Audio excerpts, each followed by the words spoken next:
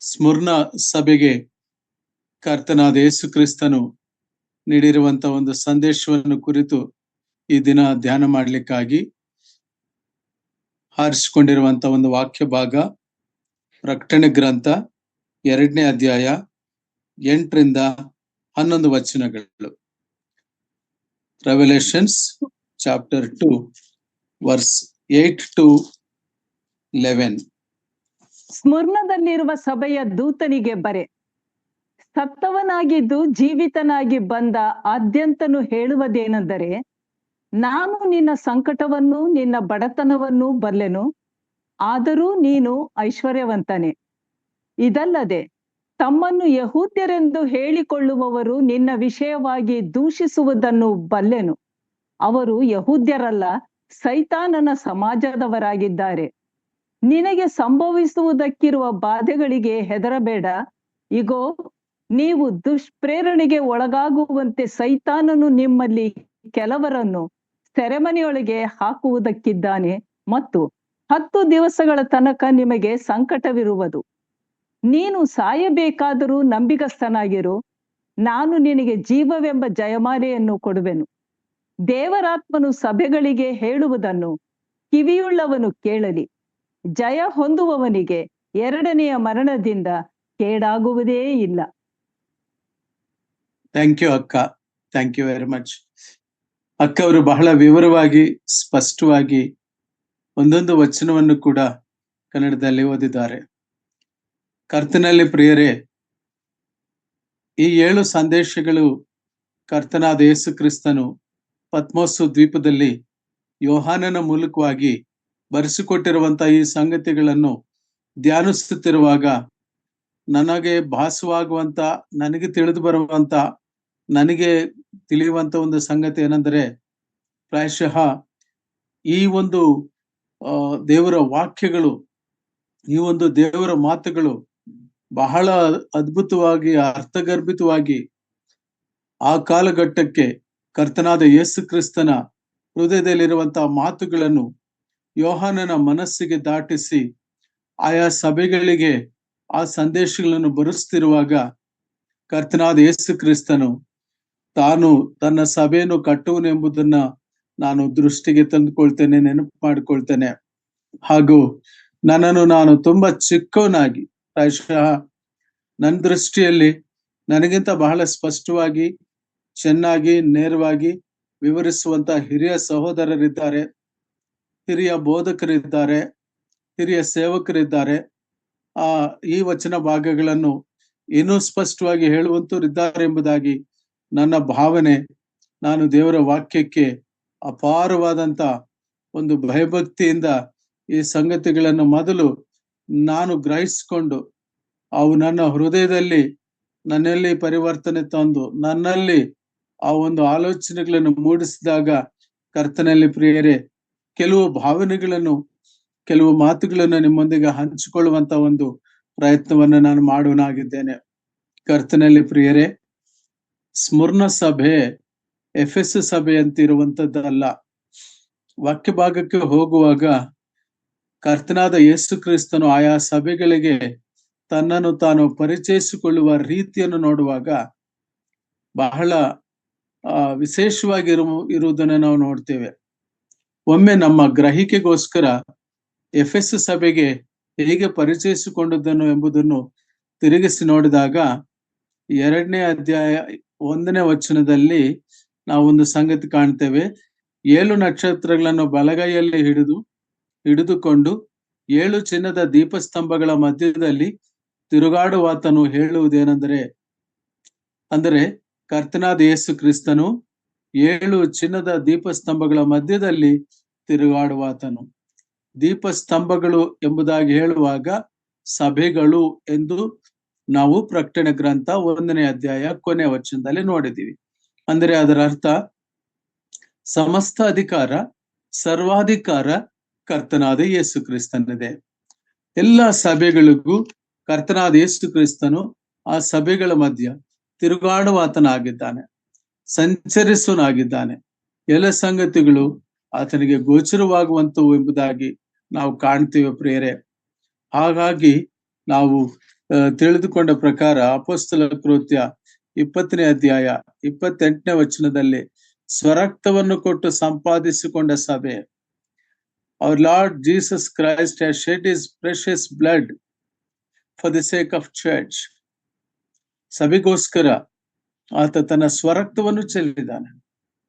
ಹಾಗಾಗಿ ತನ್ನ ರಕ್ತ ಕ್ರಯದಿಂದ ಕೊಳ್ಳಲ್ಪಟ್ಟ ಆ ಸಭೆಗಳ ವಿಷಯದಲ್ಲಿ ದೇವರಿಗೆ ಬಹಳ ಆ ರೀತಿಯ ಒಂದು ಕರ್ತನಾದ ಯೇಸು ಕ್ರಿಸ್ತನಿಗೆ ಆ ವಿಷಯದಲ್ಲಿ ಬಹಳ ಆಲೋಚನೆ ಇತ್ತು.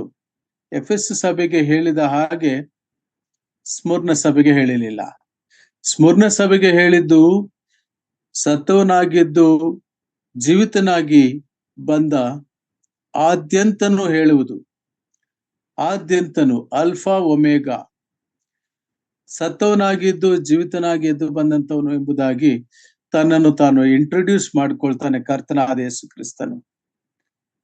7 ನಕ್ಷತ್ರಗಳ ನಡುವೆ ಸಂಚರಿಸುವಾತನು ಎಂಬುದಾಗಿ, ತಿರುಗಾಡುವಾತನು ಎಂಬುದಾಗಿ ಅಲ್ಲ, ಇಲ್ಲಿ ತನ್ನ ಶಿಲುಬೆಯ ಶ್ರಮೆಗಳನ್ನು ಯಾಕೆ ನೆನಪು ಮಾಡ್ಕೊಳ್ತಾನೆ, ತನ್ನ ಶಿಲುಬೆಯ ಮರಣವನ್ನು ಏಕೆ ದೇವರು ಜ್ಞಾಪಕ ಮಾಡಿಕೊಳ್ಳುತ್ತಿದ್ದಾರೆ ಎಂಬುದನ್ನು ನಾವು ಗಮನಿಸಿ ನೋಡುವಾಗ, ಆ ಸ್ಮುರ್ನ ಸಭೆ ಎಫೆಸ್ ಸಭೆ ಅಂತದ್ದಲ್ಲ. ಸ್ಮುರ್ನ ಸಭೆ ಶ್ರಮೆಗಳಲ್ಲಿ ದಾಟಿ ಹೋಗುವಂಥದ್ದು. ಸ್ಮುರ್ನ ಎಂಬುದಾಗಿ ಹೇಳುವಾಗ ಅದು ಒಂದು ಮರದ ಚೆಕ್ಕು, ರೆಸಿನ್. ಅದು ಬೆಂಕಿಗೆ ಹಾಕಿದಾಗ ಸುವಾಸನೆ ಹೊರಡು ಬರ್ತಿತ್ತು. ಕರ್ತನಾದ ಯೇಸು ಕ್ರಿಸ್ತನ ಶಿಲುಬೆಯ ಸಂದರ್ಭದಲ್ಲಿ ಕೂಡ ಆ ಯೆರೂಸಲೇಮ್ ಸ್ತ್ರೀಯರು ಆ ಒಂದು ಚೆಕ್ಕನ್ನ, ಆ ಮರದ ಒಂದು ಇದನ್ನ ಬೆರೆಸಿರುವಂತದ್ದು ಕೊಟ್ಟಿದ್ರು ಏಕೆಂಬುದಾಗಿ ಹೇಳುವಾಗ ಆ ಒಂದು ನೋವನ್ನ ಮರೆತು ಹೋಗದಕ್ಕಾಗಿ. ಆದ್ರೆ ಕರ್ತನಾದ ಯೇಸು ಕ್ರಿಸ್ತನ ಅದನ್ನ ಸ್ವೀಕರಿಸಲಿಲ್ಲ. ಯಾಕಂದ್ರೆ ಇಷ್ಟು ಪೂರ್ವಕವಾಗಿ ಆತನು ಪ್ರಾಣವನ್ನು ಸಮರ್ಪಿಸಬೇಕೆಂಬುದಾಗಿ ಕರ್ತನಾದ ಯೇಸು ಕ್ರಿಸ್ತನು ಬಯಸಿದನು. ಪ್ರಿಯರೇ, ಕರ್ತನಾದ ಯೇಸು ಕ್ರಿಸ್ತನನ್ನ ಭೂಸ್ಥಾಪನ ಮಾಡುವ ಸಂದರ್ಭದಲ್ಲಿ ಸುಗಂಧ ವಾಸನೆ ತೆಗೆದುಕೊಂಡು ಹೋಗಿದ್ದರು. ಹೌದು, ಈ ಸಭೆ ಸ್ಮುರ್ನ ಸಭೆ ಎಂಬುದಾಗಿ ಹೇಳುವಾಗ ಅದು ಜಿಯೋಗ್ರಾಫಿಕಲಿ ನೋಡುವುದಾದ್ರೆ ಎಫೆಸ್ಸಿಗೆ ಕೇವಲ 60 ಕಿಲೋಮೀಟರ್ ದೂರದಲ್ಲಿ ಇರುವಂತ ಒಂದು ಪಟ್ಟಣ. ಅದು ಜಿಯೋಗ್ರಾಫಿಕಲಿ ತುಂಬಾ ಇಂಪಾರ್ಟೆಂಟ್ ಆಗಿರುವಂತ ಒಂದು ಬಂದರು, ಒಂದು ರೇವು ಪಟ್ಟಣ. ಅದರಲ್ಲಿ ನೌಕಾದಳವು ಇರುವಂತದ್ದಾಗಿತ್ತು. ಆ ಒಂದು ಇದು ಈಗಲೂ ಕೂಡ ಸ್ಮುರ್ನ ಎಂಬುವ ಸ್ಥಳ ಇದೆ. ಆ ಸ್ಮುರ್ನ ಎಂಬುವ ಸ್ಥಳ ಟರ್ಕಿ ದೇಶದಲ್ಲಿ ಇದೆ. ಇಜ್ಮೀರ್ ಎಂಬುದಾಗಿ ಅದು ಈಗಿನ ನಾಮದಲ್ಲಿ ಅದು ಇರುವಂತದ್ದುಂಟು. And it was also called as the crown of Asia. ಇಂಥ ಒಂದು ಸಭೆ, ಈ ಸಭೆಯ ಸ್ಥಾಪನೆ ಕುರಿತು ನಮಗೆ ಎಫೆಸ್ ಸಭೆಯ ಸ್ಥಾಪನೆಗೆ ಇರುವಷ್ಟು ಮಾಹಿತಿ ಸತ್ಯವೇದದಲ್ಲಿ ನಮಗೆ ಸ್ಮುರ್ನ ಸಭೆ ಬಗ್ಗೆ ನಮಗೆ ಅಷ್ಟು ಇಲ್ಲ. ಆದ್ರೆ ನಮಗೊಂದು ವಚನ ಈ ಸ್ಮುರ್ನಲ್ಲಿ ಪ್ರಾರಂಭವಾಗಿರುವ ಸಭೆ ಹೇಗೆ ಎಂಬುದನ್ನ ತಿಳಿದುಕೊಳ್ಳುವುದಕ್ಕೆ ನಾವು ದಯಮಾಡಿ ಅಪೊಸ್ತಲ ಕೃತ್ಯ 19ನೇ ಅಧ್ಯಾಯ 10ನೇ ವಚನಕ್ಕೆ ಸತ್ಯವೇದವನ್ನು ತಿರುಗಿಸ್ಬೇಕೆಂಬುದಾಗಿ ನಾನು ಕೇಳ್ಕೊಳ್ತೇನೆ. Acts chapter 19 verse 10. ಇದು 2 ವರ್ಷಗಳವರೆಗೂ ನಡೆದದ್ದರಿಂದ ಆಸ್ಯ ಸೀಮೆಯಲ್ಲಿ ವಾಸವಾಗಿದ್ದ ಯಹೂದ್ಯರು, ಗ್ರೀಕರು ಎಲ್ಲರೂ ಕರ್ತನ ವಾಕ್ಯವನ್ನು ಕೇಳಿದರು. ಎಲ್ಲರೂ, ಯಹೂದ್ಯರು, ಗ್ರೀಕರು ಕರ್ತನ ವಾಕ್ಯವನ್ನು ಕೇಳಿ, ಗ್ರೀಕರಲ್ಲಿ ಕೆಲವರು ಕರ್ತನಾದ ಯೇಸು ಕ್ರಿಸ್ತನನ್ನು ನಂಬಿದರು. ಕರ್ತನಾದ ಯೇಸು ಕ್ರಿಸ್ತನನ್ನು ನಂಬಿಕೆ ಇಟ್ಟ ಮೇಲೆ ಒಂದು ಐತಿಹಾಸಿಕ ಘಟನೆ ಒಂದು ನಡೆಯುವಂತದನ್ನ ನಾವು ಹಿಸ್ಟಾರಿಕಲ್ ಆಗಿ ನಾವು ನೋಡ್ತೇವೆ. ಏನೆಂಬುದಾಗಿ ಹೇಳುವಾಗ, ಎಫೆಸ್ ಸಭೆಯ ಕಾಲಘಟ್ಟ 107ರಿಂದ ಹೆಚ್ಚು ಕಮ್ಮಿ 155 AD ವರೆಗೂ ಇದ್ದಾಗ, ಹೆಚ್ಚು ಕಮ್ಮಿ 200ನೇ ಶತಮಾನದಲ್ಲಿ ಗ್ರೀಕರು ವಲಸೆ ಆಗಿ ಓಡಿ ಬರುವಂತಹ ಸಂದರ್ಭ ಬರುತ್ತದೆ. ರೋಮ್ ಅಂಡ್ ಗ್ರೀಕ್ ಅಲ್ಲಿ ಒಂದು ಯುದ್ಧಗಳು ನಡೀತವೆ. ಆ ಯುದ್ಧ ನಡೆದಾಗ ಯಹೂದ್ಯರು ಕೆಲವರು ಅವರು ಬಂದು ಆ ಒಂದು ಸ್ಮುರ್ನ ಪ್ರಾಂತ್ಯದಲ್ಲಿ ಕಡು ಬಡತನದಲ್ಲಿ ಇರುವಂತವರಾಗಿರ್ತಾರೆ. ಸೈನಿಕರು ಚಳಿಗೆ ತಡೆಯಲಾಗದೇ ಇರುವಂತ ಒಂದು ಸ್ಥಿತಿನಲ್ಲಿ ಇರ್ತಾರೆ. ಆದರೆ ಅವರಲ್ಲಿ ಕರ್ತನಾದ ಯೇಸು ಕ್ರಿಸ್ತನನ್ನ ನಂಬಿರುವಂತಹ ಕೆಲವರು ಗ್ರೀಕರು ಇದ್ದರು. ಅದು ಬಹಳ ವೈಭವದಿಂದ ಪ್ರಾರಂಭವಾಗಿರುವಂತಹ ಎಫೆಸು ಸಭೆಯಿಂದ ಇರುವಂತಹ ಒಂದು ಸಭೆಯಲ್ಲ. ಬಡತನ ಎಂಬ ಪದ ನಾವು ಓದಿರುವ ವಾಕ್ಯ ಭಾಗದಲ್ಲಿ 2 ಸಾರಿ ನಾವು ಕಾಣ್ತೇವೆ. 9ನೇ ವಚನದಲ್ಲಿ ನಿನ್ನ ಬಡತನವನ್ನು ಬಲ್ಲೆನು. ಮೊದಲನೇದಾಗಿ ನಾವಿಲ್ಲಿ ಬಡತನ, ಕರ್ತನಾದ ಯೇಸು ಕ್ರಿಸ್ತನು ಬಡತನದ ವಿಷಯದಲ್ಲಿ ಹೇಳುವಂತದನ್ನ ನಾವು ಕಾಣ್ತೇವೆ.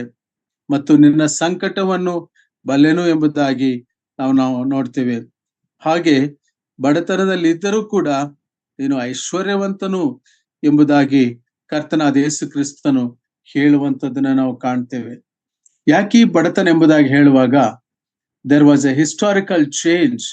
ಐತಿಹಾಸಿಕವಾಗಿ ಒಂದು ದೊಡ್ಡ ಬದಲಾವಣೆ ಆಗತ್ತೆ. ರೋಮ್ ಸಾಮ್ರಾಜ್ಯದಲ್ಲಿ ಆ ರೋಮನ್ ಕೈಸರನು ತನ್ನ ಒಂದು ವಿಗ್ರಹವನ್ನು ಮಾಡಿಕೊಂಡು ಈ ವಿಗ್ರಹಕ್ಕೆ ಎಲ್ಲರೂ ಅಡ್ಡ ಬೀಳಬೇಕೆಂಬುದಾಗಿ ಅನೇಕ ವಿಗ್ರಹಗಳು ಬಂದಿರುವಂತ ಒಂದು ಸಂದರ್ಭ ಅದಾಗಿತ್ತು.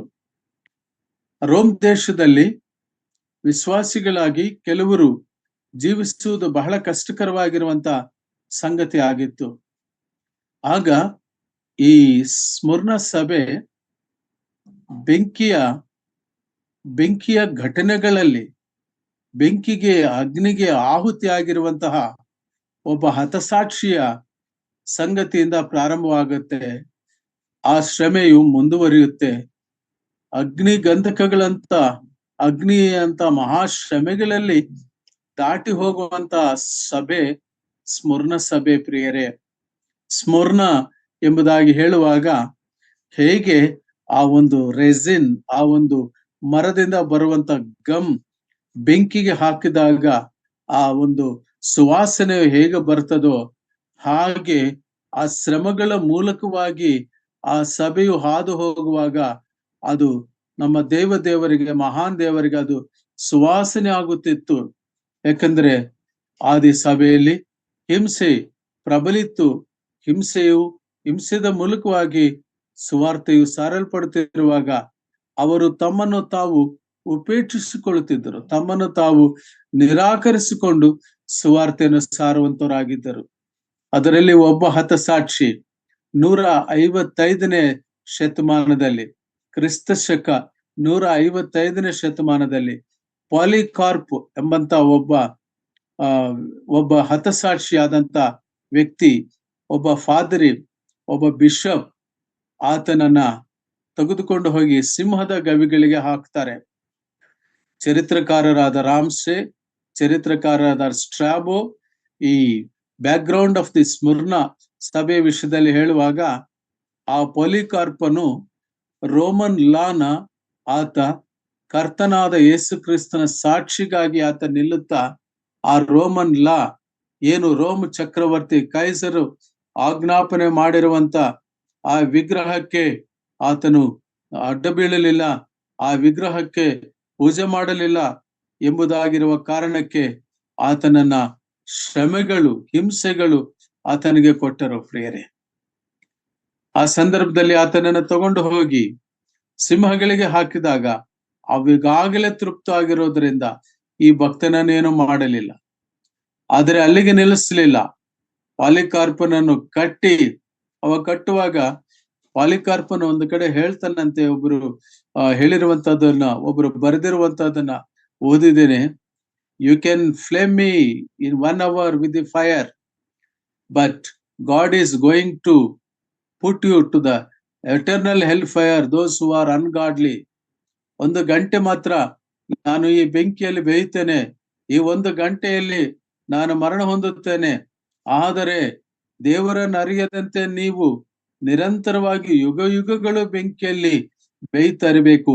ನಾನಾದರೂ 1 ಗಂಟೆ ಈ ಬೆಂಕಿಯಲ್ಲಿ ಬೇಯ್ದು ನನ್ನ ಕ್ರಿಸ್ತನ ಬಳಿಗೆ ಸೇರ್ತೇನೆ, ನನ್ನ ದೇವರ ಬಳಿಗೆ ನಾನು ಹೋಗ್ತೇನೆ ಎಂಬುದಾಗಿರುವಂತ ಸ್ಪಷ್ಟ ರಕ್ಷಣಾ ನಿಶ್ಚಯತೆ ಇರುವಂತಹ ಸುವಾರ್ತೆ ವಿಷಯವಾಗಿ ಸ್ಪಷ್ಟವಾಗಿ ನಿಂತಿರುವಂತಹ ಆ ಕಾಲದ ಭಕ್ತರಗಳ ಆ ಒಂದು ಪ್ರಯಾಸ, ಅವರ ಶ್ರಮೆ ಮೂಲಕ ಇವತ್ತು ಸುವಾರ್ಥ ನಮಗೆ ತುಂಬಾ ಸುಲಭವಾಗಿ ಸಿಕ್ಕಿದೆ. ಇವತ್ತು ಸುವಾರ್ಥ ನಮ್ಮ ಕೈಯಲ್ಲಿ ಇಷ್ಟು ಸುಲಭವಾಗಿದೆ ಎಂಬುದಾಗಿ ಹೇಳುವಾಗ ಇದಕ್ಕೆ ಅನೇಕರು ತಮ್ಮನ್ನು ತಾವು ಅರ್ಪಣೆ ಮಾಡಿಕೊಂಡಿದ್ದಾರೆ. ಚರಿತ್ರಕಾರರು ಹೇಳುತ್ತಾರೆ, ಪೊಲಿಕಾರ್ಪನನ್ನ ಬೆಂಕಿಯಲ್ಲಿ ದಹಿಸುವಾಗ ಆ ಅಗ್ನಿಯ ಬೆಂಕಿ ಆತನನ್ನು ಸುಡುತ್ತಿರುವಾಗ್ಲೂ ಕೂಡ ಆತನಿಗೆ ಆ ಸುಡುವ ಭಾವ ಆಗ್ತಿರ್ಲಿಲ್ಲ ಅಥವಾ ಸುಡುತ್ತಿರ್ಲಿಲ್ಲ. ಆಗ ಆ ಪಕ್ಕದಲ್ಲಿರುವಂತ ಅವನು ಆ ಭಟನು ಕತ್ತಿಯಿಂದ ಆತನನ್ನು ತಿವಿದು ಆತನು ಸಾಯುವ ಹಾಗೆ ಮಾಡುತ್ತಾನೆಂಬುದನ್ನು ಹತಸಾಕ್ಷಿಯಾದ ಪಾಲಿಕಾರ್ಪಿನ ಆ ರಕ್ತಸಾಕ್ಷಿ ಆಗಿರುವ 12ನೇ ವ್ಯಕ್ತಿ, ಇತಿಹಾಸಕಾರ ಹೇಳುವಾಗ 12ನೇ ಹತಸಾಕ್ಷಿಯಾದಂತ ಪಾಲಿಕಾರ್ಪು ಈ ಸ್ಮುರ್ನ ಸಭೆಗೆ ರಿಲೇಟೆಡ್ ಆಗಿರ್ತಕ್ಕಂಥ ವ್ಯಕ್ತಿ ಆಗಿರ್ತಾನೆ. ಪ್ರಿಯರೇ, ಸ್ಮುರ್ನ ಸಭೆ ಹಾಗೆಯೇ ಬೆಂಕಿಯಲ್ಲೇ ಬೆಂದು ಹೋಗುವಂತ ಸಂಕಟ. ಅದು ಆ ಬೆಂಕಿಯಲ್ಲಿ ಆಗುತ್ತಿರುವಾಗಲೆಲ್ಲ ಅದೊಂದು ಸುವಾಸನೆ. ಅದಕ್ಕಾಗಿ ಕರ್ತನಾದ ಯೇಸು ಕ್ರಿಸ್ತನು ಸ್ಮುರ್ನ ಸಭೆಯ ವಿಷಯದಲ್ಲಿ ಹೇಳುವಾಗ ತಪ್ಪು ಹೊರಿಸಲಿಲ್ಲ, ತಪ್ಪು ಒಂದನ್ನು ಹೇಳಲಿಲ್ಲ. ಏಕೆಂದರೆ ಈಗಾಗಲೇ ಶ್ರಮೆಗಳಲ್ಲಿ ಬೆಂದು ಹೋಗಿರುವಂತ ಒಂದು ಸಭೆ, ಬೆಂದು ಆ ರೀತಿಯ ಆ ಶ್ರಮೆಗಳಲ್ಲಿ ದೂಷಣೆಗೆ ಒಳಗಾಗಿರುವಂತ ಸಭೆ. ಒಂದೊಂದು ವಚನವನ್ನ ನಾವು ಮುಂದೆ ಧ್ಯಾನಿಸ್ತೇವೆ. ಆದ್ರೆ ಈಗ ನಾನು I am just giving you the preview, ಒಂದು ಉಪೋದ್ಘಾತವನ್ನು, ಒಂದು ಇಂಟ್ರಡಕ್ಷನ್ ಅನ್ನು ಕೊಡ್ತಾ ಇದ್ದೇನೆ. ಸ್ಮುರ್ನ ಸಭೆಗೆ ನಮ್ಮ ಆಲೋಚನೆಯಲ್ಲಿ ಬರ್ತಕ್ಕಂತ ಒಂದು ಚಿತ್ರಣ ಏನೆಂಬುದಾಗಿ ಹೇಳುವಾಗ ಅದು ಶ್ರಮಗಳ ಮೂಲಕವಾಗಿ ಹಾದು ಹೋಗಿರುವಂತ ಒಂದು ಸಭೆಯಾಗಿತ್ತು, ಮರಣದ ಭಯದಲ್ಲಿರುವಂತ ಸಭೆಯಾಗಿತ್ತು. ಅದಕ್ಕೆ ಸ್ವಾಮಿ ಹೇಳ್ತಾರೆ, ಸಾಯಬೇಕಾದರೂ ನಂಬಿಕಸ್ಥನಾಗಿರು, ನಾನು ನಿನಗೆ ಜೀವವೆಂಬ ಜಯಮಾಲೆಯನ್ನು ಕೊಡುವನು. ಈ ರೀತಿಯ ಮಾತುಗಳನ್ನು ಎಫೆಸು ಸಭೆಗೆ ಕರ್ತನಾದ ಯೇಸು ಕ್ರಿಸ್ತನು ಹೇಳಲಿಲ್ಲ. ಆದರೆ ಕರ್ತನಾದ ಯೇಸು ಕ್ರಿಸ್ತನು ಸ್ಮರಣ ವಿಷಯದಲ್ಲಿ ಇರುವಂತ ಆ ಸಂಗತಿಗಳನ್ನ, ಅಲ್ಲಿರುವಂತ ಶ್ರಮೆಯನ್ನ ಬಹಳ ಸ್ಪಷ್ಟವಾಗಿ ದೃಷ್ಟಿಸಿ ಬಲಪಡಿಸುವಂತ ಮಾತು. ಶ್ರಮೆ ಅನ್ನೋದು ಕ್ರೈಸ್ತರಿಗೆ ಹೊಸದೇನಲ್ಲ ಪ್ರಿಯರೇ. ಇವತ್ತು ನಮಗೂ ಶ್ರಮೆ ಇರ್ತದೆ, ಪ್ರತಿಯೊಬ್ಬರಿಗೂ.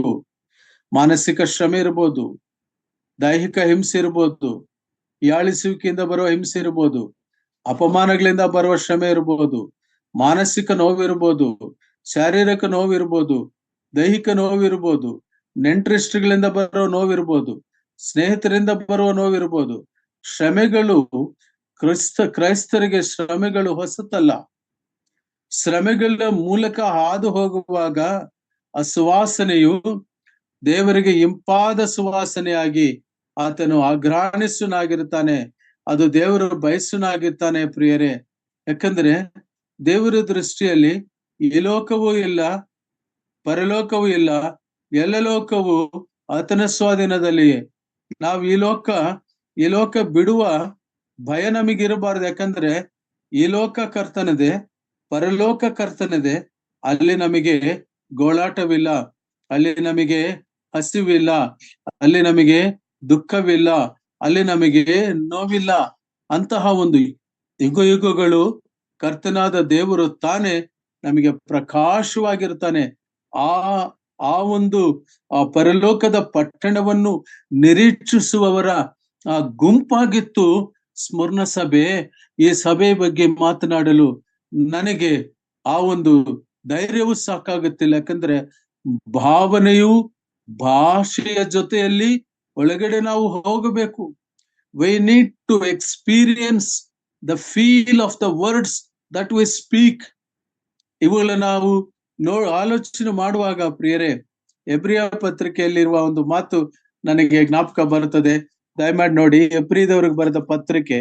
ನಮಗೆ ಸುವಾರ್ತೆ ಬರಬೇಕಾದ್ರೆ, ನಮಗೆ ಈ ಒಂದು ಸುವಾರ್ತೆ ಸುಲಭವಾಗಿ ನಮ್ಮ ಕೈ ಸೇರ್ಬೇಕಾದ್ರೆ, ದಯಮಾಡಿ ನೋಡಿ ಇಬ್ರಿಯದವ್ರಿಗೆ ಬರೆದ ಪತ್ರಿಕೆ 11ನೇ ಅಧ್ಯಾಯ 33ರಿಂದ 38 ವಚನ ತನಕ. Hebrews chapter 11 verse 33 to verse 38. ನಂಬಿಕೆಯ ಮೂಲಕ ಅವರು ರಾಜ್ಯಗಳನ್ನು ಸ್ವಾಧೀನ ಮಾಡಿಕೊಂಡರು, ನೀತಿಯನ್ನು ನಡೆಸಿದರು, ವಾಗ್ದಾನಗಳನ್ನು ಪಡಕೊಂಡರು, ಸಿಂಹಗಳ ಬಾಯಿ ಕಟ್ಟಿದರು, ಬೆಂಕಿಯ ಬಲವನ್ನು ಆರಿಸಿದರು, ಕತ್ತಿಯ ಬಾಯಿಗೆ ತಪ್ಪಿಸಿಕೊಂಡರು, ನಿರ್ಬಲರಾಗಿದ್ದು ಬಲಿಷ್ಠರಾದರು, ಯುದ್ಧದಲ್ಲಿ ಪರಾಕ್ರಮಶಾಲಿಗಳಾದರು, ಪರರ ದಂಡುಗಳನ್ನು ಓಡಿಸಿಬಿಟ್ಟರು, ಸ್ತ್ರೀಯರು ಸತ್ತು ಹೋಗಿದ್ದ ತಮ್ಮವರನ್ನು ಪುನರುತ್ಥಾನದಿಂದ ತಿರುಗಿ ಹೊಂದಿದರು. ಕೆಲವರು ತಾವು ಯಾತನೆಯ ಯಂತ್ರಕ್ಕೆ ಕಟ್ಟಲ್ಪಟ್ಟಾಗ ಶ್ರೇಷ್ಠ ಪುನರುತ್ಥಾನವನ್ನು ಹೊಂದುವುದಕ್ಕೋಸ್ಕರ ಬಿಡುಗಡೆ ಬೇಡವೆಂದು ಹೇಳಿ ಮುರಿಸಿಕೊಂಡು ಸತ್ತರು. ಬೇರೆ ಕೆಲವರು ಅಪಹಾಸ್ಯ, ಕೊರಡೆಯ ಪೆಟ್ಟು, ಬೇಡಿ, ಸೆರೆಮನೆ ಇವುಗಳನ್ನು ಅನುಭವಿಸಿದರು. ಕೆಲವರನ್ನು ಜನರು ಕಲ್ಲೆಸೆದು ಕೊಂದರು, ಕೆಲವರನ್ನು ಗರಗಸದಿಂದ ಕೊಯ್ದು ಕೊಂದರು. ದೇವದ್ರೋಹಿಗಳಾಗಿ ಪ್ರಾಣವನ್ನು ಉಳಿಸಿಕೊಳ್ಳಿರೆಂದು ಕೆಲವರನ್ನು ಪ್ರೇರೇಪಿಸಿದರು. ಕೆಲವರನ್ನು ಕತ್ತಿಯಿಂದ ಕೊಂದರು. ಕೆಲವರು ಕೊರತೆ, ಹಿಂಸೆ, ಬಾಧೆ ಇವುಗಳನ್ನು ಅನುಭವಿಸುವವರಾಗಿದ್ದು ಕುರಿ ಮೇಕೆಗಳ ಚರ್ಮಗಳನ್ನು ಉಟ್ಟುಕೊಂಡವರಾಗಿ ತಿರುಗಾಡಿದರು. ಇಂಥವರಿಗೆ ಈ ಲೋಕವು ಯೋಗ್ಯ ಸ್ಥಳವಲ್ಲ. ಅವರು ತಮ್ಮ ದೇಶದ ಸಾಕು ಸಿಸ್ಟರ್, ಥ್ಯಾಂಕ್ ಯು. ಈ ವಿಸ್ತಾರವಾದ ಈ ಪಟ್ಟಿಯನ್ನು ಗಮನಿಸಿ ನೋಡುವಾಗ ಪ್ರಿಯರೇ,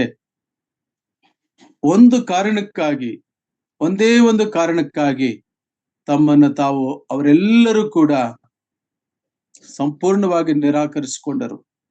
ಯಂತ್ರಗಳಿಗೆ ಕಟ್ಟಿ ಗೆಲಟಿನ್ ಮೆಷಿನ್ ಎಂಬುದಾಗಿ ಬಂದಿತ್ತು.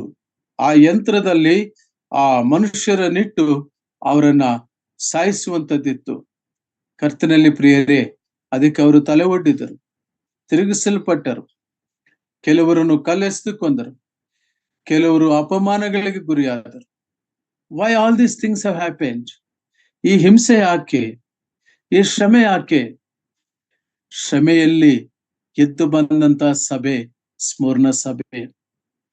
ಕನ್ನಡದ ಕವಿಗಳು ಹೇಳ್ತಾರಲ್ಲ, ಕಲ್ಲರಳಿ ಹೂವಾಗಿ ಎಂಬಂತೆ ಬೆಂಕಿಯಲ್ಲಿ ಪುಷ್ಪದಂತೆ ಅರಳಿ ಬಂದಿರುವಂತಹ ಸಭೆ ಸ್ಮೂರ್ಣ ಸಭೆ. ಈ ಸಭೆಯನ್ನು ಕುರಿತು ನಾವು ಆಲೋಚನೆ ಮಾಡುವಾಗಲಿ, ಚಿಂತನೆ ಮಾಡುವಾಗಲಿ, ಧ್ಯಾನಿಸುವಾಗಲಿ ನಮಗೆ ಆ ಜನರ ಆ ಕಾಲಘಟ್ಟದಲ್ಲಿರುವಂತ ಆ ವಿಶ್ವಾಸಿಗಳ ಅವರ ದೀಕ್ಷಾ, ಅವರ ಒಂದು ಆ ಸಮರ್ಪಣ, ಅವರ ಒಂದು ಆ ಧೈರ್ಯ, ಅವರ ಒಂದು ಸುವಾರ್ತೆ ನಿಮಿತ್ತವಾಗಿ ಅವರು ಗರಗಸಗಳಿಂದ ಕೊಯ್ಯಲ್ಪಡ್ಲಿಕ್ಕೋಸ್ಕರವಾಗಿ ಒಪ್ಪಿಸಿಕೊಂಡ್ರಲ್ಲ. ಕರ್ತನಲ್ಲಿ ಪ್ರಿಯರೇ, ಸ್ಮೂರ್ಣ ಸಭೆ ಸಂಕಟಗಳಲ್ಲಿ ಹಾದು ಹೋಗಿರುವ ಸಭೆ. ಇಲ್ಲಿ ನಮಗೆ ಎಫೆಸ್ ಸಭೆಯಲ್ಲಿ ಇದ್ದಂತ ರೀತಿಯಲ್ಲಿರುವಂತಹ ಒಂದು ರೀತಿಯ ವಾಕ್ಯವನ್ನ ಅಪೊಸ್ತಲರಲ್ಲದೆ ಇರೋರು ಬಂದು ಬೋಧಿಸುವಾಗ ಅವರನ್ನ ವಿರೋಧಿಸುವ ಆ ರೀತಿಯ ಆ ಒಂದು ಕಾಲಘಟ್ಟ ಅಥವಾ ಆ ಒಂದು ರೀತಿಯ ವ್ಯವಧಾನ ಇವರಿಗಿಲ್ಲ. ಇವರು ಪ್ರಯಾಸ ಪಟ್ಟಿರುವಂತಹದ್ದು ಎಫೆಸದವರ ಪ್ರಯಾಸವೂ ಇದೆ, ಆದರೆ ಅವರ ಪ್ರಯಾಸ ಅದು ಪ್ರಯಾಸ ಎಂಬ ಪದದಲ್ಲಿ ಮುಕ್ತಾಯವಾದರೆ ಇವರ ಪ್ರಯಾಸ ಸಂಕಟ ಎಂಬ ಪದದಿಂದ ಪ್ರಾರಂಭವಾಗುತ್ತದೆ.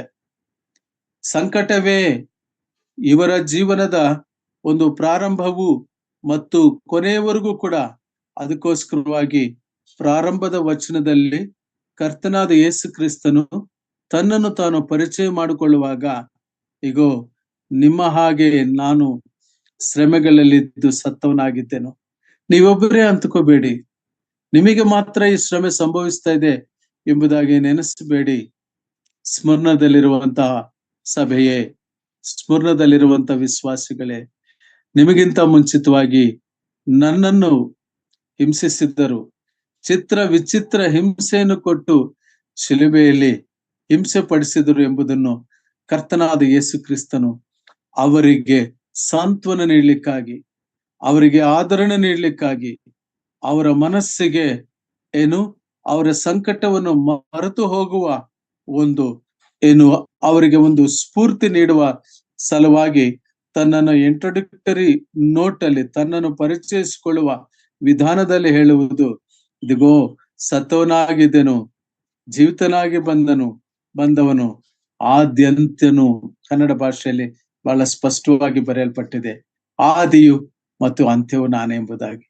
ಆದ್ಯಂತನೂ ಆಗಿರುವವನು. ಕರ್ತನಲ್ಲಿ ಪ್ರಿಯರೇ, ಎಷ್ಟೋ ಜನ ಹತಸಾಕ್ಷಿಗಳಾದರು. ಒಬ್ಬ ಚರಿತ್ರಕಾರರು ಹೇಳುವ ಪ್ರಕಾರ 2 ಲಕ್ಷ ಜನ ಶ್ರಮೆಯನ್ನು ಹೊಂದಿದರು ಆ ಒಂದು ಸಭೆಯಲ್ಲಿ, ಸ್ಮರಣ ಸಭೆಯಲ್ಲಿ. ಆ ರೋಮ್ ಸರ್ಕಾರದ ಆಜ್ಞೆಯನ್ನು ಅವರು ಅನುಸರಿಸದೆ ಹೋಗಿದ್ದಕ್ಕೆ, ರೋಮ್ ಸರ್ಕಾರದ ಆ ಕ್ರೂರ ಆಜ್ಞೆಗಳನ್ನ ಅವರು ಅನುಸರಿಸದೆ ನಿಂತಿರುವುದಕ್ಕಾಗಿ. ವಿಶೇಷವೇನೆಂದರೆ, ಕರ್ತನಾದ ಯೇಸು ಕ್ರಿಸ್ತನು ಯೋಹಾನನಿಗೆ ಬರೆಯುತ್ತಾ ಸೈತಾನನ ಕುರಿತು ಹೇಳಿದ್ದು ಈ ವಾಕ್ಯ ಭಾಗದಲ್ಲಿಯೇ. ಸೈತಾನನ ಸಮಾಜದವರಿದ್ದಾರೆ ಎಂಬುದಾಗಿ ಹೇಳುತ್ತಾನೆ. ಕರ್ತನಲ್ಲಿ ಪ್ರಿಯರೇ, ಈ ಪದ ಪ್ರಯೋಗ ಸ್ಮರಣ ಸಭೆಯ ವಿಷಯದಲ್ಲಿ ನಾವು ಕಾಣ್ತೇವೆ. ಕರ್ತನಾದ ಯೇಸು ಕ್ರಿಸ್ತನು ಸ್ಮರಣ ಸಭೆಯ ವಿಷಯದಲ್ಲಿ ಸೈತಾನನ ಪದ ಪ್ರಯೋಗದ ಅವಶ್ಯಕತೆ ಏನಿದೆ ಎಂಬುದಾಗಿ ಹೇಳುವಾಗ, ಆ ಸೈತಾನನು ಈ ಕಾಲಘಟ್ಟದಲ್ಲಿ, ಆ ಸ್ಮರಣ ಸಭೆಯ ಕಾಲಘಟ್ಟದಲ್ಲಿ ಅವನು ಅತ್ಯಂತ ಪ್ರಬಲವಾಗಿ ಆತನು ರೇಗಿ ಬಿಟ್ಟು ಆತನು ಅಷ್ಟಾಗಿ ಉದ್ಧತನಾಗಿ ಪ್ರವರ್ತಿಸಿದ್ದನೆಂಬುದನ್ನು ನಾವು ಕಾಣ್ತೇವೆ ಪ್ರಿಯರೇ. ಅದ ನಂತರ ನಾವು ಗಮನಿಸ್ತೇವೆ, ಕರ್ತನಾಂತ ಯೇಸು ಕ್ರಿಸ್ತನು ಅವರನ್ನ ಆದರಿಸುವಂತ ಮಾತುಗಳು, ಅವರಿಗೆ ಧೈರ್ಯ ತುಂಬುವಂತ ಮಾತುಗಳನ್ನ ಹೇಳಿದರೆ ಹೊರತು ದೇವರ ಕಡೆಗೆ ತಿರುಗುಕೋ ಎಂಬುದಾಗಿ ಒಂದು ಮಾತನ್ನು ಕೂಡ ಹೇಳಲಿಲ್ಲ. ಮೆಚ್ಚುಗೆಗಳೇ ಮತ್ತು ಆದರಣ ಮಾತುಗಳೇ ಮತ್ತು ಸಾಂತ್ವನ ಮಾತುಗಳೇ. ಕೆಲವೊಮ್ಮೆ ನಮ್ಮ ವಿಶ್ವಾಸ ಜೀವನದಲ್ಲಿ ಕೂಡ ಕರ್ತನಲ್ಲಿ ಪ್ರಿಯರೇ, ನಮ್ಮ ಬೋಧನೆಗಳನ್ನು ಅಥವಾ ನಮ್ಮ ಸಭೆಯ ಕ್ರಮಗಳನ್ನು ಅಥವಾ ನಮ್ಮ ರೀತಿ ರಿವಾಜುಗಳನ್ನು, ನೀತಿ ನಿಯಮಗಳನ್ನು ಪಕ್ಕಕ್ಕಿಟ್ಬಿಟ್ಟು ಆತ್ಮೀಯತೆಯ ಮಾತು ಅಲ್ಲಿರ್ಲಿ, ಅಟ್ಲೀಸ್ಟ್ ಮಾನವೀಯತೆಯಿಂದ ಆದ್ರೂ ಕೂಡ ನಮ್ಮ ಸಹೋದರರನ್ನ ನಾವು ಸಹೋದರನಾಗಿ ಕಾಣಬೇಕಾಗಿರುವ ಸಂದರ್ಭಗಳು ಇವಾಗಿವೆ.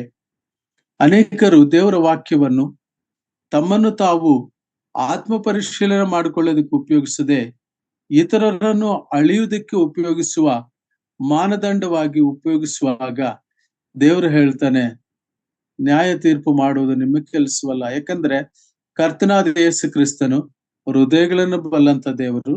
ಆತನು ಆಂತರ್ಯದಿಂದ ಜಡ್ಜ್ಮೆಂಟ್ ತಗೊಂಡು ಬರ್ತಾನೆ, ಆದರೆ ಮನುಷ್ಯ ಎಕ್ಸ್ಟರ್ನಲ್ ಇಂದ ಜಡ್ಜ್ಮೆಂಟ್ ತಗೊಂಡು ಹೋಗ್ತಾನೆ.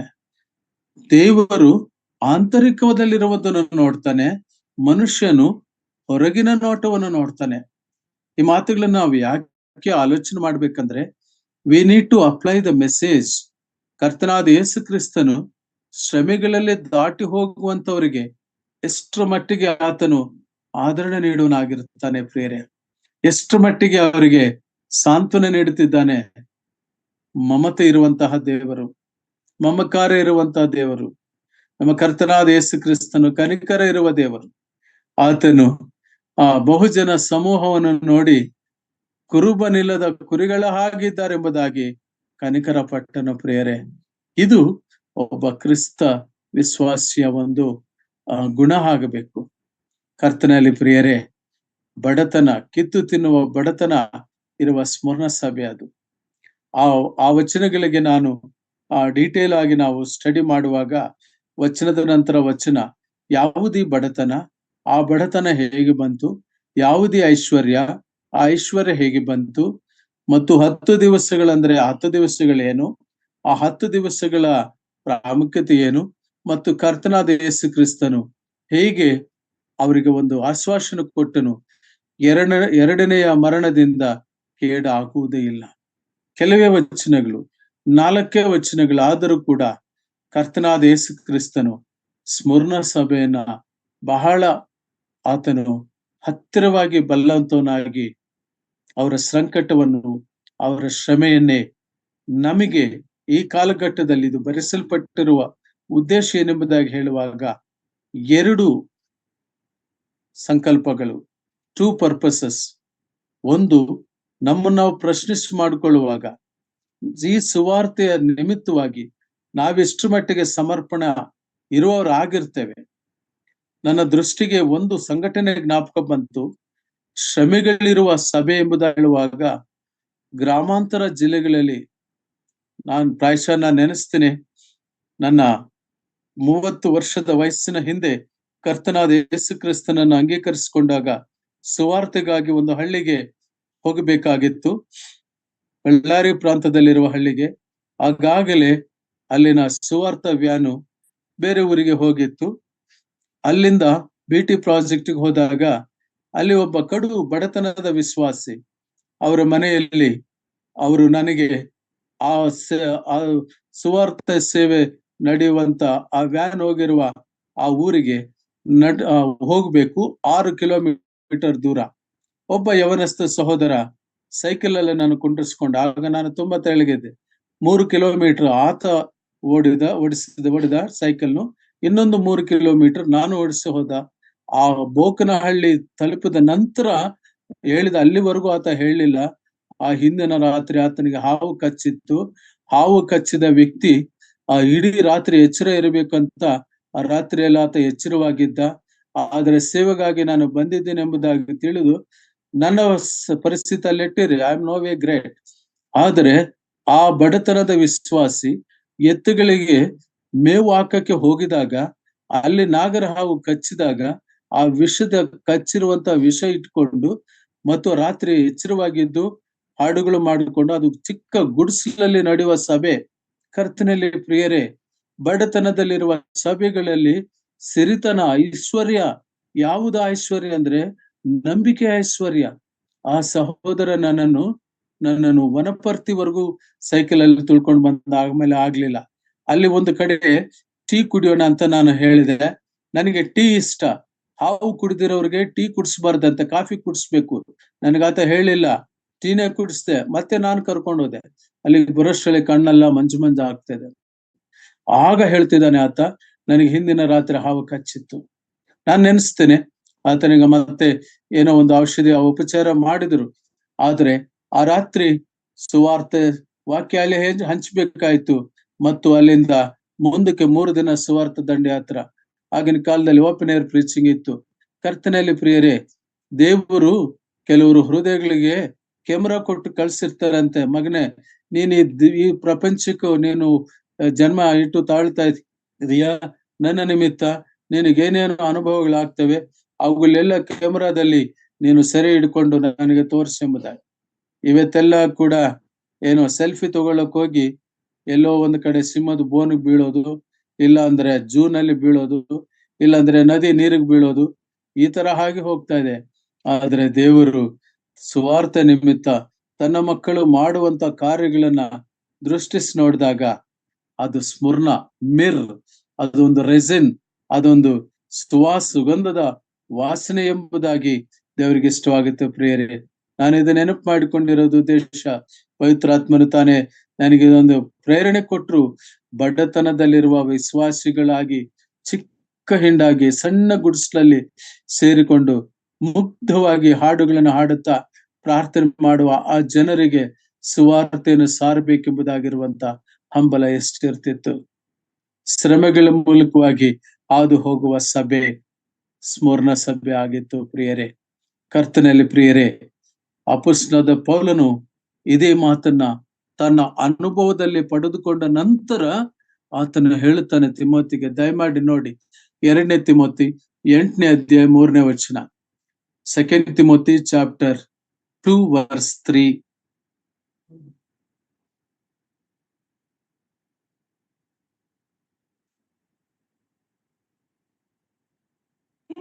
ಚಾಪ್ಟರ್ 2 ವರ್ಸ್ 3 ನ ಬ್ರದರ್. ಕ್ರಿಸ್ತ ಯೇಸುವಿನ ಒಳ್ಳೆ ಸೈನಿಕನಂತೆ ನನ್ನೊಂದಿಗೆ ಶ್ರಮೆಯನ್ನು ಅನುಭವಿಸು. ಎಸ್ 3. ಓಕೆ ಸಿಸ್ಟರ್, ನನ್ನೊಂದಿಗೆ ಶ್ರಮೆಯನ್ನು ಅನುಭವಿಸು. ಪ್ರಿಯರೇ, ಸುಲಭವಾಗಿ ಬಂದದ್ದಲ್ಲ ಸ್ವಾರ್ಥ ನಮಗೆ. Today we are very comfortable. TV evangelism ಇದೆ, ಥ್ರೂ ಜೂಮ್ ಇದೆ.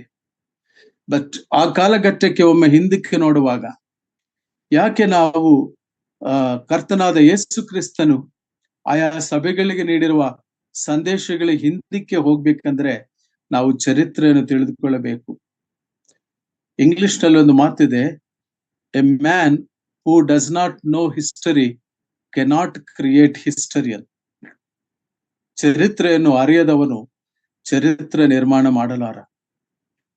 ಕ್ರಿಸ್ತನೊಂದಿಗೆ ನಡೆಯುವ ಈ ಒಂದು ಓಟದಲ್ಲಿ, ಈ ಒಂದು ಸುವಾರ್ತೆ ಸಾರುವುದರಲ್ಲಿ ಕರ್ತನಲ್ಲಿ ಪ್ರಿಯರೇ, ಸ್ಮುರ್ಣ ಸಭೆ ತುಂಬಾ ಮಾದರಿಯ ಸಭೆ ಆಗಿತ್ತು. ಈ ಸ್ಮುರ್ಣ ಸಭೆಯ ಹಿಸ್ಟಾರಿಕಲಿ ನಾವು ನೋಡಿದಾಗ ಇದು ಗ್ರೀಕರು ಕೆಲವರು ಅವರು ಕರ್ತನಾದ ಯೇಸು ಕ್ರಿಸ್ತನಲ್ಲಿ ನಂಬಿಕೆ ಇಟ್ಟು ಸೇರಿ ಬಂದಿರುವಂತವ್ರು.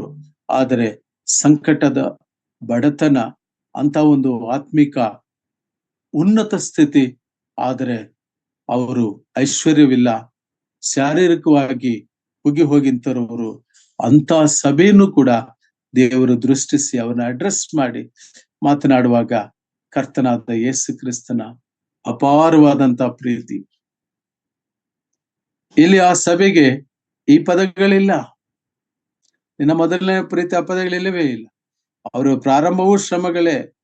ಪಾಲಿಕಾರ್ಪನಾಥ ಸಾಕ್ಷಿಯಾದಾಗ ಅನೇಕರು ಆತನ ಆ ಸ್ಫೂರ್ತಿಯನ್ನು ತೆಗೆದುಕೊಂಡರು. Ready to burn themselves. ಅವರಲ್ಲಿ ಆ ಒಂದು ಫೈರ್ ಇತ್ತು. ಕರ್ತನಲ್ಲಿ ಪ್ರಿಯರೇ, ಇವತ್ತು ನಾವು ಎಲ್ಲಿ ನಿಲ್ಲುತ್ತೇವೆ? Somewhere we are stuck. ವೈಮನಸ್ಸುಗಳು, ಮನಸ್ತಾಪಗಳು, ಒಬ್ಬರ ಮೇಲೆ ಒಬ್ಬರು, ವಾಟ್ಸಪ್ ಯೂನಿವರ್ಸಿಟೀಸ್ ಬಂದವೆ. ಇದು ಎಲ್ಲ ಯಾವ ಗ್ರಹಿಕೆಯಿಂದ ಇವರು ಹೀಗೆ ಉಂಟು? ಅದರ ಕಾರಣಕ್ಕಾಗಿಯೇ ನಾವು ಹಿಂದಕ್ಕೆ ಹೋಗಬೇಕು. We need to retrospect our self. Retrospection ನಾನು ಯಾವಾಗ್ಲೂ ಹೇಳಕ್ ಇಷ್ಟಪಡ್ತೀನಿ. Retrospection leads to introspection. Introspection leads to reconciliation with God. ನಾವು ಹಿಂದಕ್ಕೆ ಯೋಚನೆ ಮಾಡ್ತಾ ನಾವು ಯಾವ ಹಂತದಲ್ಲಿ ರಕ್ಷಣೆ ಹೊಂದಿದ್ದೇವೆ, ನಾವು ಎಲ್ಲಿ ಸುವಾರ್ತೆ ಕೇಳಿದೆವು, ನಾವು ಎಂತ ಬಡತನದಲ್ಲಿ ಇದ್ದಂಥವರಿದ್ದೆವು, ದೇವರು ನಮ್ಮನ್ನು ಎಷ್ಟಾಗಿ ನಡೆಸಿದ್ದಾನೆ. ಪೂರ್ವಕಾಲದ ಚರಿತ್ರೆಯನ್ನು ಜ್ಞಾಪ ಮಾಡಿಕೊಳ್ಳಬೇಕು. ದೇವರಿಗೆ ಕೃತಜ್ಞತಾ ಸ್ತುತಿ ಸಲ್ಲಿಸುವುದು ಮಾತ್ರ ಅಲ್ಲ, ಈ ನೊಗವನ್ನು ಹೊರಬೇಕು. ಯೆರೆಮೀಯನು ಪ್ರಲಾಪ ಗ್ರಂಥದಲ್ಲಿ ಅದನ್ನೇ ಹೇಳ್ತಾನೆ. ಯೌವನ ಕಾಲದಲ್ಲಿ ನೊಗ ಹೊರುವುದು ಲೇಸು. ಎಷ್ಟು ಮಟ್ಟಿಗೆ ಶ್ರಮೆ ಪಡ್ತೇವೆ, ಎಷ್ಟು ಮಟ್ಟಿಗೆ ಪ್ರಯಾಸ ಪಡ್ತೇವೆ, ಎಷ್ಟು ಮಟ್ಟಿಗೆ ಹಿಂಸೆ ಅನುಭವಿಸ್ತೇವೆ, ಅವೆಲ್ಲವನ್ನು ಕೂಡ ಇವರು ಬಹಳ ಸರಾಗವಾಗಿ ತೆಗೆದುಕೊಂಡ್ರು. ಹಿಂಸೆಯಲ್ಲಿರುವವರಿಗೆ ಹಿಂಸೆಯಾಗಿರುವುದಿಲ್ಲ. ಕರ್ತನಲ್ಲಿ ಪ್ರಿಯರೇ, ಕಾರಣವೇನೆಂದ್ರೆ ಕರ್ತನಾದ ಯೇಸು ಕ್ರಿಸ್ತನು ಅವರಿಗೆ ಜೊತೆಯಲ್ಲಿ ಇರ್ತಾನೆ. ಆದಾಗ್ಯೂ ಅವರು ಮಾದರಿಯಾದ ಜೀವನವನ್ನು ಜೀವಿಸಿದರು. ಗರಗಸಗಳಿಂದ ಕೊಯ್ಯಲ್ಪಟ್ಟರು, ತಮ್ಮನ್ನು ತಾವು ಒಪ್ಪಿಸಿಕೊಂಡರು ಸುವಾರ್ತೆ ನಿಮಿತ್ತವಾಗಿ. Today we do not have that much of that intensity of the persecution. Persecuted church, ಹಿಂಸೆಗೆ ಒಳಪಟ್ಟ ಸಭೆ. ಉತ್ತರ ಭಾರತದಲ್ಲಿ ಈ ಹಿಂಸೆ ಇದೆ. ಅನೇಕರು ಸೆರೆಮನೆಯಲ್ಲಿದ್ದಾರೆ. ಯಾವುದೇ ಕಾರಣ ಅವರಲ್ಲಿ ತಪ್ಪಿಲ್ಲದಿದ್ರು ಕೂಡ ಕೈದಿಗಳಾಗಿದ್ದಾರೆ. ಪ್ರಿಯರೇ, ಈ ಒಂದು ಸಂಗತಿಗಳು ನಮ್ಮನ್ನು ನಾವು ಜೀವಿಸಲಿ.